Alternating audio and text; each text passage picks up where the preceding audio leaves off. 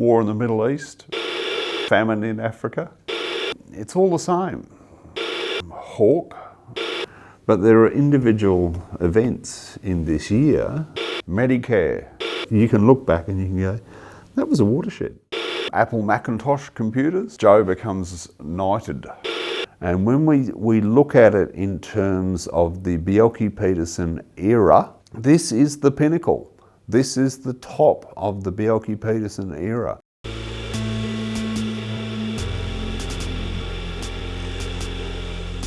Joe had been elected in '83 on a low tax, small government platform. Yet throughout 1984, and it starts at the very beginning of the year, they start approving increases in government fees and charges across the board. And some of those increases are way beyond inflation. And don't forget, this is a period of, of dramatically increasing inflation and unemployment here in Australia. They have embarked on an ambitious capital works program involving things like new ports, the Wivenhoe Dam, new government buildings, electrification of major railways, and yet there is not the income to support all of these projects. After 1983, Joe Bjelke-Petersen is not only Premier, he's also the State Treasurer as well. And the question does need to be asked, how good was he at balancing that state budget? And the answer, of course, is that they managed to sustain this ambitious capital works program by securing large overseas loans. Eventually, of course, news of these got out, but most of the time during 1984, those kind of negotiations were held in secret. And the Queensland public did not realise how much they were relying on overseas money for capital works.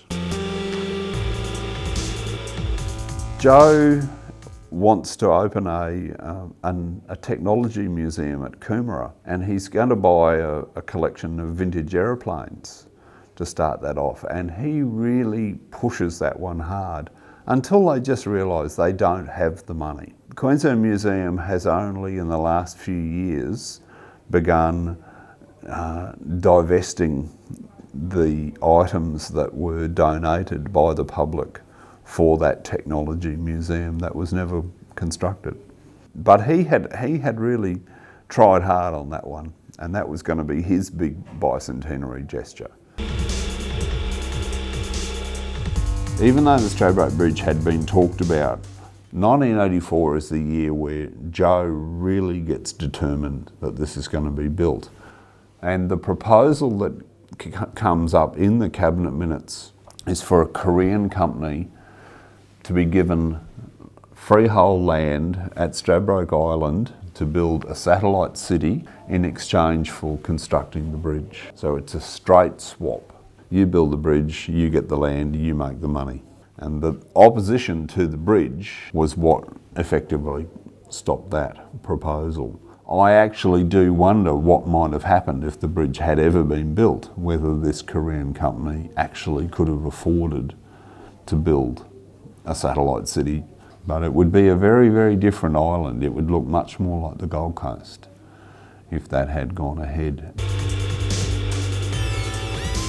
Queensland has come under sustained criticism, not just nationally but internationally, for the treatment of Aboriginal people. It's in response to this that they do a whitewash of Aboriginal affairs, and they actually then come up with this entirely new land tenure thing that no one's ever done anywhere else in the world. The Deeds of Grant in Trust prevented Aboriginal land from being freeholded, but it technically took it out of the hands of the state government. The only problem with Doggett was the so-called Aboriginal councils that replaced the system of reserves that had existed up until '84 had no other income other than alcohol sales. It's the beginnings of the drink becoming the real tragedy for Aboriginal people in Queensland. It's complicated by the fact that we'd had this free hospital system. Queensland said, well, we're not going to be compensated adequately for already providing this service. In other words, we're already offering exactly what Medicare is going to offer. But there is a full-page advertisement saying Medicare is here. And it goes out all across Australia. And I think there's a very clever marketing campaign by the Commonwealth to say, well, Queensland, this is what everyone else is getting. As from this date, you're the only ones who are going to miss out.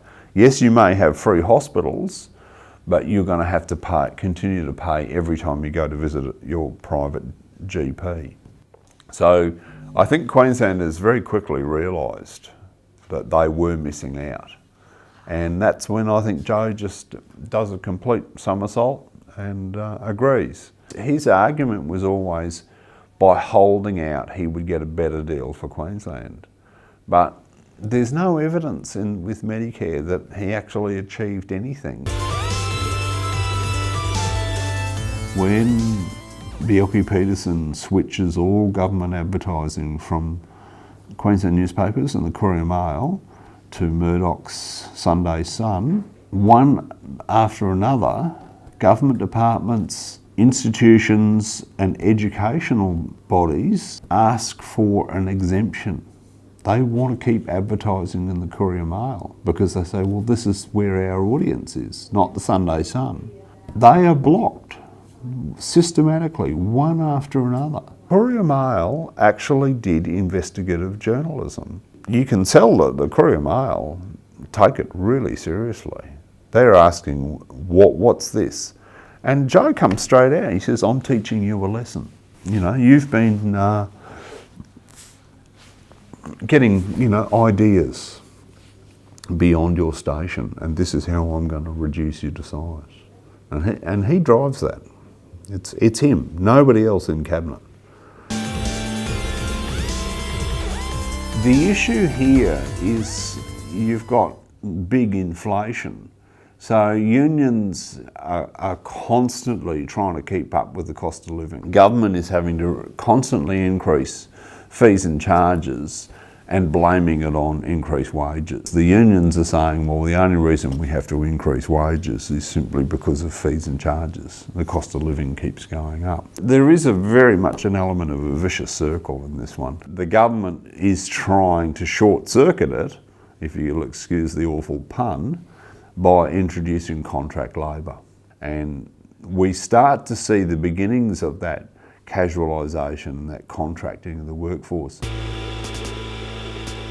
This is why history matters, because our whole economic world has changed so dramatically in the last 30 years. 70% of coal exported from Queensland is going to Japan. Japan is the big customer. There is no coal exports to China. I think if you went back 60 years, there'd be no trade with Japan. There are trial shipments to other places like Hong Kong, Spain, Italy, but that's all they are, they're one-offs. The big news in mining was BHP purchasing Utah. Here we start to see the beginnings of BHP's expansion to become, one of the major mining corporations across the world. Each one of these mines is set up under a Queensland government. Once it's sold to BHP, has to be ratified by the Queensland government.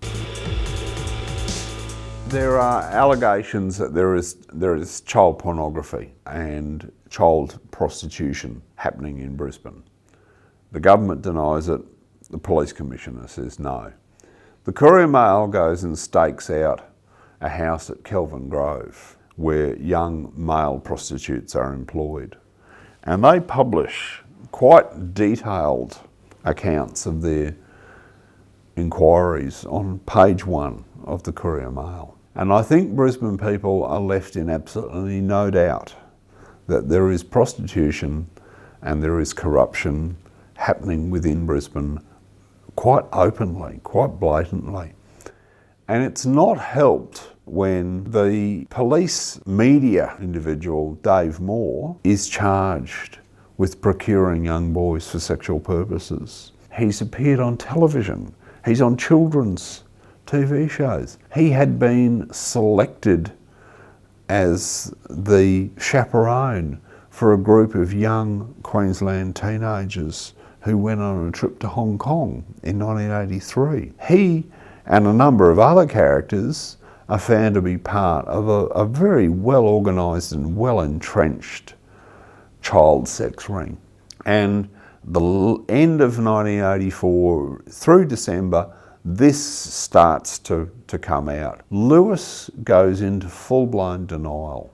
He just says, no, there's no sex, there's no prostitution, there's no pornography, this is not happening. I think people start to really have concerns about the police force. But I think more importantly, they start to have concerns over the overseeing of the police force. Nobody's even begun to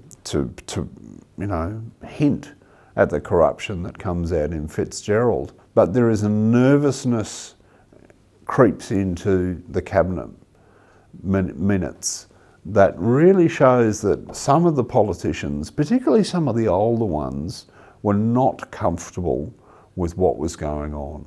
They had been told one thing by the Commissioner, yet they were reading a completely different account in the newspapers. The fight here is the Lord Mayor. They changed the City of Brisbane Act. This change that they bring through of forcing the Lord Mayor to be elected by the members, by the councillors, rather than by the voters, is something they then rolled out right across the state. And there's no actual cohesive argument put up to justify. It is just this pathological determination to put their stamp on Brisbane, because at this stage Clem Jones has been in office for a very, very long time, and it doesn't look like he's going anywhere in a hurry. This is a fight between City Hall and George Street. When GMH announced that they were closing down the Acacia Ridge Assembly Plant, Joe immediately cancelled all orders for Holden cars. He said, right, you're not going to support us, we're not going to support you. It probably doesn't mean nearly so much to people today. For some people in Australia, this is more important than Catholics versus Protestants or Muslims versus Christians. The GMH plant is up for grabs, and this Indian businessman comes up with a scheme. He says, I'm going to assemble cheap Indian cars and trucks at Acacia Ridge if you give me the factory. Eventually they decide not to go with it. Every year Cabinet approves the order of new cars for the public service. And in 1984, all of a sudden there are more Fords than Holdens